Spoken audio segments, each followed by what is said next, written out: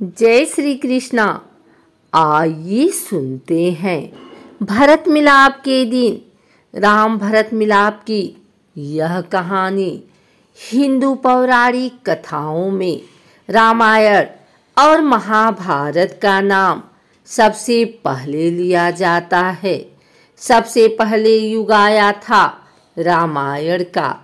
मर्यादा पुरुषोत्तम भगवान राम का युग और उसे ही कहा जाता था राम राज्य।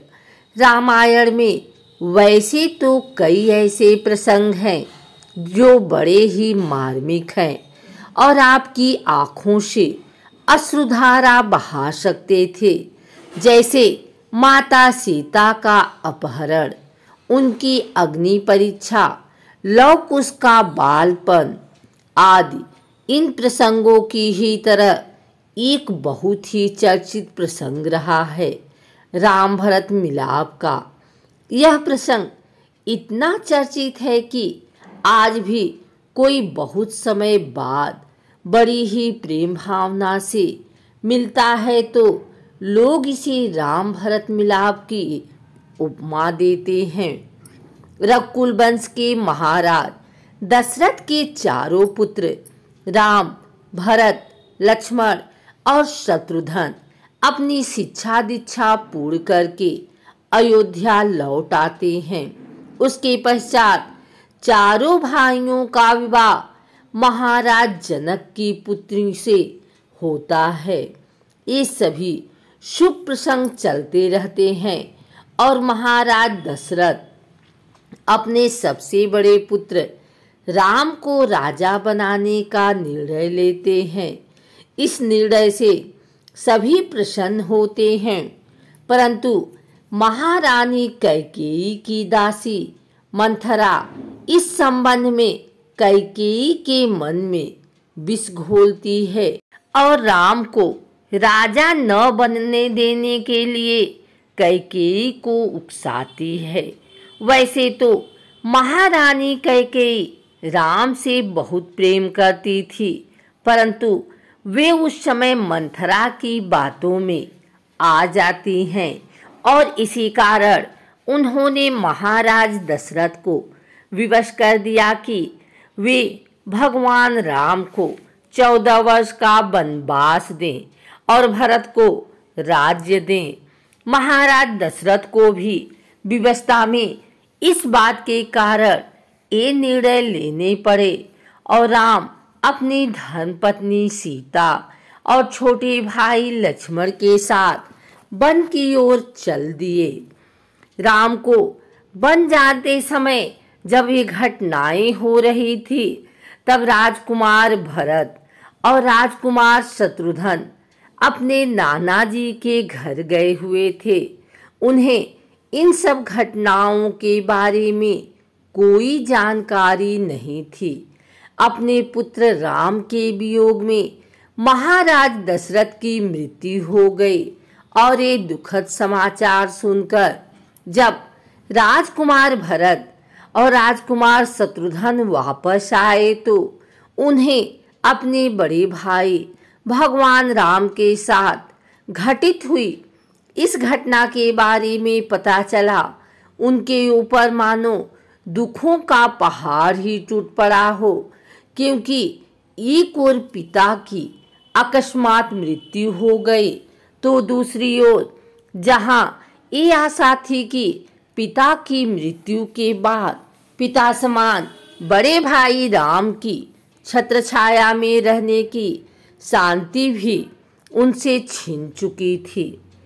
साथ ही साथ राज्य को कुशलतापूर्वक चलने की जिम्मेदारी भी अब राजकुमार भरत पर आ चुकी थी और इस जिम्मेदारी को वे कतई नहीं निभाना चाहते थे, क्योंकि वे ये जानते और समझते थे कि अयोध्या राज्य पर अधिकार उनके बड़े भाई राम का है और उनसे यह अधिकार छीनकर माता कैकेयी ने उन्हें दिलाया है। इस ग्लानि भाव से राजकुमार भरत भरे हुए होते हैं।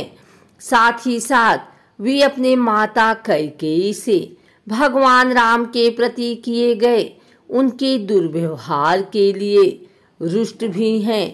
इन सभी भावनाओं से घिरे होने के कारण और भगवान राम को वापस अयोध्या लाने के लिए वे अपने बड़े भाई भगवान राम से मिलने का निश्चय करते हैं। राजकुमार भरत को यह पता चलता है कि प्रभु श्री राम अपने छोटे भाई लक्ष्मण और पत्नी सीता के साथ चित्रकूट में ठहरे हुए हैं। तब राजकुमार भरत तुरंत ही उनसे मिलने के लिए चित्रकूट की ओर प्रस्थान करते हैं।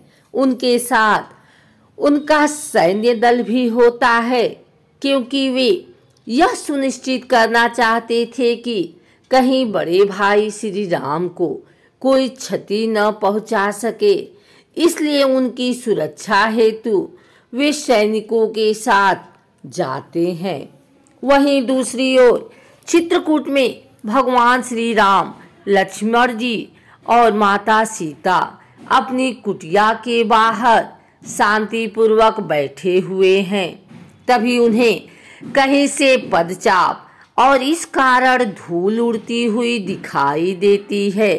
कुछ ही समय में यह ध्वनि तीव्र हो जाती है और तभी कोई बनवासी उन्हें यह समाचार देता है कि राजकुमार भरत अपनी सेना के साथ चित्रकूट पधार रहे हैं और जल्दी ही वे यहाँ पहुँच जाएंगे।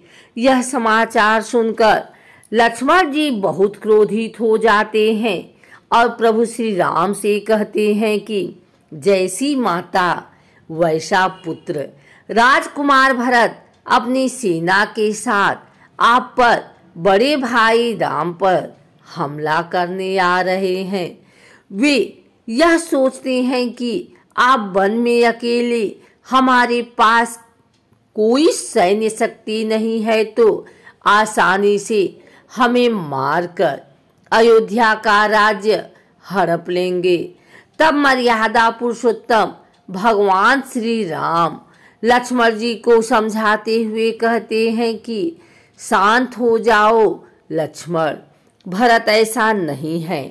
उसके विचार बहुत ही उच्च हैं और उसका चरित्र बहुत ही अच्छा है, बल्कि वो तो स्वप्न में भी अपने भाई के साथ ऐसा कुछ नहीं कर सकता। इस पर भी लक्ष्मण जी का क्रोध शांत नहीं होता और वे कहते हैं कि राजकुमार भरत अपने उद्देश्य में कभी सफल नहीं होंगे और जब तक लक्ष्मण जीवित है ऐसा नहीं होने देगा। राजकुमार भरत अपने बड़े भाई राम से मिलने को आतुर हैं और इसी कारण वे अपनी सेना में सबसे आगे चल रहे हैं और उनके साथ तीनों माताएं, कुलगुरु महाराज जनक और अन्य श्रेष्ठी जन भी हैं। ये सभी मिलकर प्रभु श्री राम को वापस अयोध्या ले जाने के लिए आए हैं। जैसे ही राजकुमार भरत अपने बड़े भाई श्री राम को देखते हैं, वे उनके पैरों पर गिर जाते हैं और उन्हें दंडवत प्रणाम करते हैं। साथ ही साथ उनकी आंखों से अश्रुधारा बहती है। भगवान राम भी दौड़कर उन्हें ऊपर उठाते हैं और अपने गले से लगा लेते हैं। दोनों ही भाई आपस में मिलकर भाव विह्वल हो उठते हैं। अश्रुधारा रुकने का नाम ही नहीं लेती और ये दृश्य देखकर वहां उपस्थित सभी लोग भी भावुक हो जाते हैं। तब राजकुमार भरत पिता महाराज दशरथ की मृत्यु का समाचार बड़े भाई श्री राम को देते हैं और इस कारण श्री राम, माता सीता और छोटा भाई लक्ष्मण बहुत दुखी होते हैं। भगवान राम नदी के तट पर अपने पिता महाराज दशरथ को विधि विधान अनुसार श्रद्धांजलि देते हैं और अपनी अंजूरी में जल लेकर अर्पण करते हैं। अगले दिन जब भगवान राम, भरत आदि पूरा परिवार, महाराज जनक और सभासद आदि बैठे होते हैं तो भगवान राम अपने अनुज भ्राता भरत से वन आगमन का कारण पूछते हैं। तब राजकुमार भरत अपनी मनसा उनके सामने उजागर करते हैं कि वे उनका वन में ही राज्याभिषेक करके उन्हें वापस अयोध्या ले जाने के लिए आए हैं और अयोध्या की राज्य कार्य संबंधी जिम्मेदारी उन्हें ही उठानी है। वे ऐसा कहते हैं। महाराज जनक भी राजकुमार भरत के इस विचार का समर्थन करते हैं, परंतु श्री राम ऐसा करने से मना कर देते हैं। वे अयोध्या लौटने को सहमत नहीं होते क्योंकि वे अपने पिता को दिए वचन के कारण बंधे हुए हैं। राजकुमार भरत, माताएं और अन्य सभी लोग भगवान राम को इसके लिए मानते हैं, परंतु वचनबद्ध होने के कारण भगवान श्री राम ऐसा करने से मना कर देते हैं।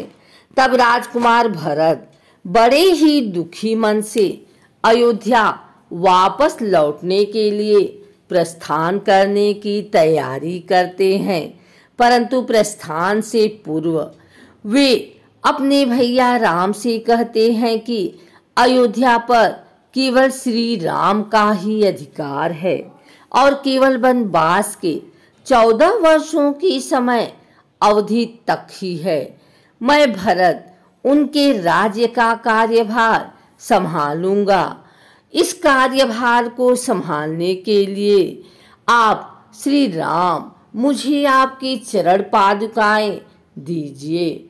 मैं इन्हें ही सिंहासन पर रखकर आपको महाराज मानकर आपके प्रतिनिधित्व के रूप में 14 वर्षों तक राज्य काज पूर्ण करूंगा, परंतु 14 वर्षों की अवधि पूर्ण होगी आपको पुनः अयोध्या लौट आना होगा, अन्यथा मैं अपने प्राण त्याग दूंगा। राजकुमार भरत के ऐसे विचार सुनकर और उनकी मन स्थिति को देखकर राजकुमार लक्ष्मण को भी उनके प्रति अपने क्रोध पर पश्चाताप होता है कि उन्होंने इतने समर्पित भाई पर किस प्रकार संदेह किया और उन्हें इन दुखी घटनाओं के घटित होने का कारण समझाया। भगवान श्री राम भी अपने छोटे भाई भरत का अपार प्रेम, समर्पण, सेवा भावना और कर्तव्य परायणता देखकर उन्हें अत्यंत ही प्रेम भाव के साथ अपने गले से लगा लेते हैं।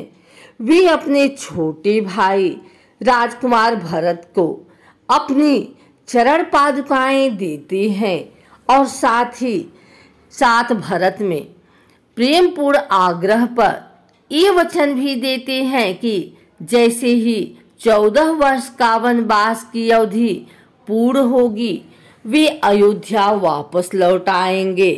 अपने बड़े भाई श्री राम के इन वचनों को सुनकर राजकुमार भरत थोड़े आश्वस्त होते हैं और उनकी चरण पादुकाएं बड़े ही सम्मान के साथ अपने सिर पर रखकर बहुत ही दुखी मन से अयोध्या की ओर लौट आते हैं। अन्य सभी परिवारजन भी एक दूसरे से बड़ी ही दुखी मन से विदा लेते हैं। जब राजकुमार भरत अपने राज्य अयोध्या लौटते हैं तो प्रभु श्री राम की चरण पादुकाओं को राज्य के सिंहासन पर सुशोभित करते हैं और वे स्वयं अपने बड़े भाई श्री राम की ही तरह सन्यासी वस्त्र धारणा करके उन्हीं की तरह जीवन यापन करने का निश्चय करते हैं। वे अयोध्या के पास स्थित नंदीग्राम में एक साधारण सी कुटिया में रहते हैं और यहीं से प्रभु श्री राम के प्रतिनिधित्व के रूप में संपूर्ण राजकार्य संभालते हैं और अपने भाई श्री राम की राज्य का रक्षा करते हैं। इस प्रकार श्री राम और भरत का मिलाप का यह भातृत्व प्रेम से भरा प्रसंग समाप्त हुआ।